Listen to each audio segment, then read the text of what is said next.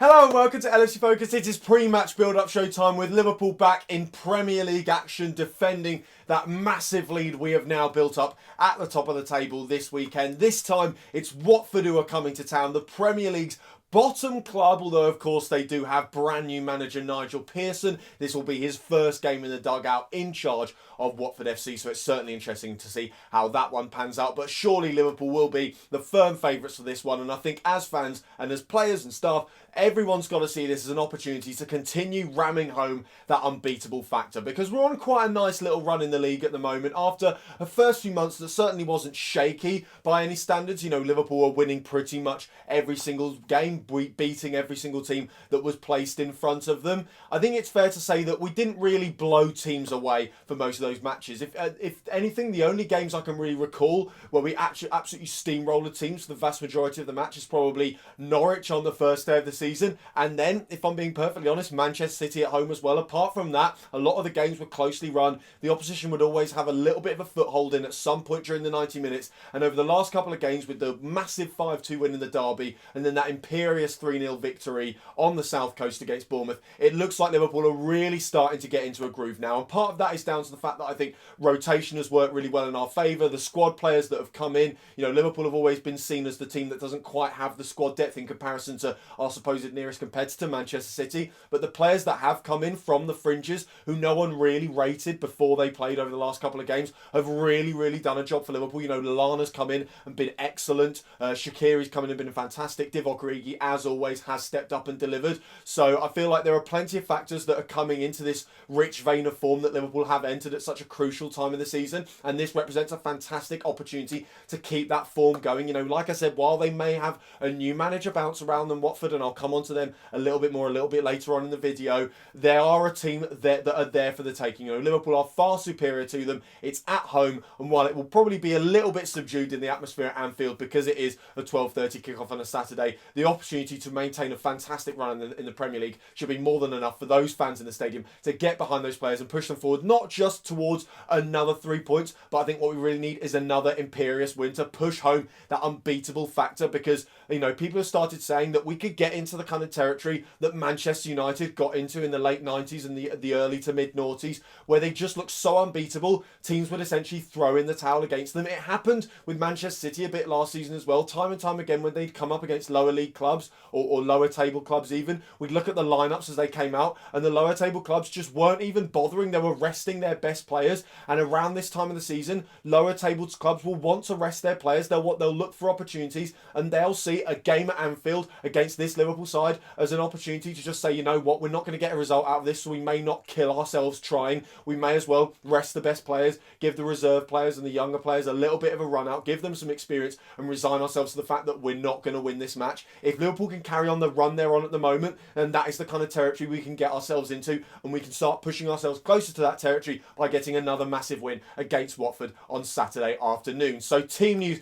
going into the game, Jurgen Klopp did his press conference today, and he confirmed that Dejan Lovren will be out for this game, and sadly no timescale has been put on his return from injury. It's a little bit disappointing. Obviously, Lovren does have a little bit of a reputation at Liverpool now with, you know, when he does enter these long runs in the team where he is playing week in, week out, and he's the starting centre-back, the first choice centre-back, it doesn't normally last long. Normally at some point he picks up an injury that puts him back out again, and someone else ends up taking his place. I think before this run of games he was on at the moment, he never completed more than 7 starts in a row for Liverpool. And obviously, maybe rotation comes into that as well, but it's certainly a sign that Dejan Lovren cannot necessarily be relied upon in the same way that a player like Virgil van Dijk can be. In the long run, there's definitely a problem that Liverpool need to solve there. We need a less injury-prone centre-back to take that more rotation role in the squad, because as good as Dejan Lovren has been over his last run, we simply cannot rely on him, especially at these critical times of the season. So he's not going to be available, which means Joe Gomez probably takes his berth. Although it was interesting that Jurgen Klopp spoke about how the club has to find creative solutions to the problem, because now, of course, we are down to our last 2 centre-backs with Virgil van Dijk and Joe Gomez, and with no timescale put on Dejan Lovren, and Joel Matip seemingly nowhere near, no nowhere nearer coming back from the issue that he's had recently, it seems like we're going to have to come up with some sort of creative solution to the problem. And that can't be what we've done in the past, which is moving Fabinho back to that centre-back position. And Jurgen Klopp did hint at potential changes, not just of personnel, but of system as well. You know, I'm thinking back to the game against Brighton a couple seasons back, the one that we won 5-1 at the Amex Stadium, where we played a back three of Dejan Lovren, Emre Can and Gini Wijnaldum. By no means is that going to be a permanent solution or something we can use every single game, but I think we have to start taking matches on a case-by-case basis and look where we can be a little bit more creative and do something a little bit more avant-garde, essentially, with how we field our side, and whether that's back threes with midfielders, whether it's taking a player like Gini Wijnaldum and almost retraining him to play as a centre-back. We know that Jordan Henderson, while he's never played that role, he has certainly been prepared to play that role. Last season, we were in a similar situation around January time, and Jordan Henderson was kind of penned down to start in the game against Wolves at centre-back in the FA Cup before something like injury or a little knock held him back, and we had to end up playing Kiana Hoover instead. He's another player that maybe we look at. Jurgen Klopp mentioned him and Sepp van den Berg in their press conference. So the options are there. They're not great. We could do with better options. We could do with maybe Joel Matip or just Dejan Lovren or Fabinho. But it's clear that the coaching staff have very carefully thought out exactly how we deal with this problem. And it isn't just a matter of shoehorning someone else in Dejan Lovren's position and hoping for the best, because that could potentially end in disaster. But apart from that, things are pretty rosy on the team news front. While we do have a little bit of an issue at centre-back at the moment, everyone else seems to be doing absolutely fine. So as for how I think Liverpool are actually going to line up for this game, I think, of course, it's going to be Alisson Becker in the sticks. Hopefully he can, between the sticks even, hopefully he can follow up on those consecutive clean sheets that he racked up against Bournemouth and Salzburg and really start to hit a run of form in goal. Obviously, he didn't have much to do against Bournemouth. Thought he was fantastic and fully earned that clean sheet against Salzburg. Hopefully he doesn't have too much to do at Anfield on Saturday afternoon, but when he's called upon, I'm sure we can rely on him to do the absolute business and hopefully take away that clean sheet. In front of him, I think, of course, it's going to be Virgil van Dijk, and alongside him, it's almost definitely going to be Joe Gomez, because those are the only options Liverpool have got right now. Although if Jurgen Klopp does want to try something a little bit different, then maybe today's the day to see it. Although I think maybe the Club World Cup, certainly the semi-final game against much lower quality opposition, might be the situation where Jurgen Klopp looks at that and thinks that's our chance to really try and field something a little bit different. And if it doesn't work, it doesn't work, and we have a little bit of a get out and we can switch back to what we had before. I think maybe in the Premier League, only just after Dejan Lovren's got injured, I think with the change of personnel with Gomez coming in, we don't want to shake things up any more than that, and we stick with what we can play, which is Gomez and Van Dijk as the centre-backs. And then I think alongside them, it's got to be Trent Alexander-Arnold and Andre Robertson as your full-backs. Moving on to the midfield, I think Henderson definitely keeps his place as the number 6. He's in fantastic form at the moment.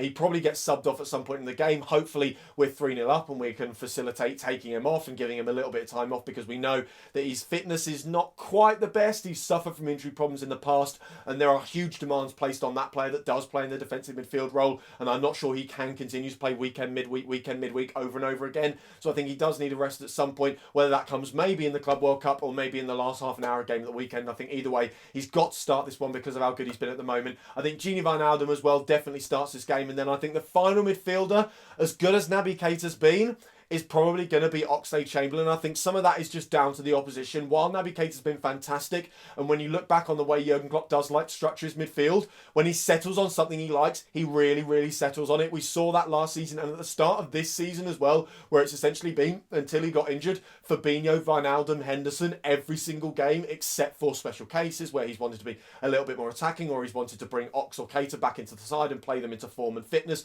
Most of the time, when he can, he plays his favourite midfield, and I think Naby Keita has an opportunity now to force himself into that.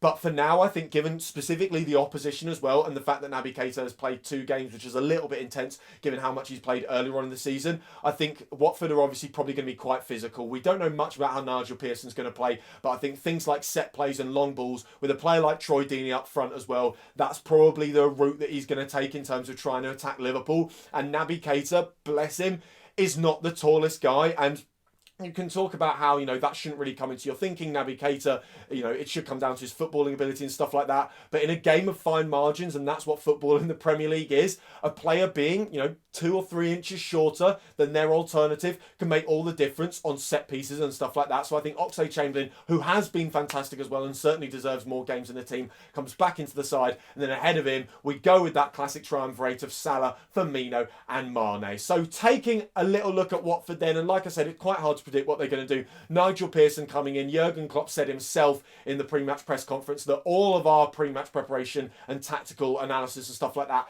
does kind of go in the bin. I think we take for granted how much prep that all football managers do. We kind of think it's just for a few days beforehand. They'll sit down for an hour or two. They'll go through the tapes of previous games. They might watch Match of the Day or something like that. Some analysts will have been watching the games in a little bit more detail, and they'll tell Jurgen Klopp what they think. It's much, much more in-depth than that. They will have spent weeks, potentially even months, watching this Watford side, working out how they play, thinking about how we can get around it, coming up with certain strategies to get through the Watford defence. And given that they're already on their third manager of the season, it is quite difficult to predict how they're actually going to line up. And of course, with this being Pearson's first game, we have pretty much nothing to go on apart from his previous endeavours, although for that you have to go all the way back to his time at Leicester, which is quite difficult to analyse because it was a while ago. Football's changed since then. Nigel Pearson might have changed since then, and of course he's playing with an entirely different set of players. But I think what we can expect is that I think they will be difficult to beat. They won't be like Bournemouth, who kind of played into our hands in a way, tried to take the game to us and got ripped to bits for it, and didn't really lay a glove on us at any point. I think Watford are going to be a much, much tougher outfit, if only because they won't come to Anfield thinking, oh yeah, we can get a win here. Obviously, that's always in the back of their mind. It's always a possibility in football, the same way it's always a possibility, and those Liverpool players will not forget that it's a possibility that they can lose matches. Watford will come here thinking a win's unlikely. What result can we actually work to get? What can they try and bank on getting? And I think a draw, or even just a loss where they've performed well and they've done the fans proud and they've shown they're on an upward trajectory, is what they're probably going to play for. And with that in mind, I don't think they're going to put too much effort into attacking. I do think it'll be mostly long balls up to Troy Deeney, hold up play like that, try and beat us physically or on the break. But in the meantime, it's all going to be about players behind the ball, players in the box, trying to cause us problems that way, trying to make themselves difficult to break down. And it's up to Liverpool to find a way through that. And thankfully, I do think we've started to find our way around these types of things. I think the long ball tactic has been very, very effective in terms of catching teams out before they can rearrange themselves. They don't expect Liverpool to just go over the top. They watch us thinking, well, they like to get to the fullbacks. They're probably going to play it out to the wider areas and get to the byline and then get the crosses and stuff like that. What they're not expecting is balls over the top through the middle. And that's been a very, very clever thing that Liverpool has started doing, because what it will do is it will force defences to be more compact against us, to tighten up, and that will create the spaces once again for those fullbacks to start getting more assists, create more chances. That will then, teams will spread out. We'll be able to do the long ball again. We'll be able to play through the middle with players like Oxlade-Chamberlain, Gini Wijnaldum bombing on a little bit, even Jordan Henderson, the wingers, Salah and Mane cutting inside. What Liverpool have got at the moment is they've got multiple ways of attacking a team, and that's what makes it so difficult to defend against. There's no one set way to neutralise us. You can't just do what you would have done a couple of years back coming to Anfield, where you would sit 10 men behind the ball, keep it tight, keep it compact, a back line of 6 with the wingers dropping deep, and then the 4 midfielders essentially also dropping deep with pretty much no one available up front. That just doesn't work anymore. There isn't really anything that works anymore. Liverpool just look unstoppable, and that's what I mean about this unbeatable factor. We've got to make it look like coming to Anfield is a pointless endeavour at the end of the day, and I don't think it will be for Watford, regardless of how we look at the moment this weekend. Because of the new manager situation, they've always got something to fight for, whether it's a point, whether it's 3 points, or whether it's just some pride and the feeling that they are going in the right direction. They are going to set themselves up to be very, very difficult to beat, and it's up to Liverpool to get around that. I think we will do that. I reckon it's going to be a 2 or 3-0 win for Liverpool this weekend. Let me know how you think it's going to go down in the comments below. Apart from that, that is all for today's video. So thank you guys very, very much for watching. As always, you know what to do. If you enjoyed the video, hit the like button down there. Hit that subscribe button there if you're new around here. Check out some of the videos that have been out on the channel over the past few days. Don't forget to follow at LIVWAT on Twitter. And I'll be back on Saturday afternoon after we've hopefully beaten Watford and kept that lead at the top of the league. Until then, bye for now.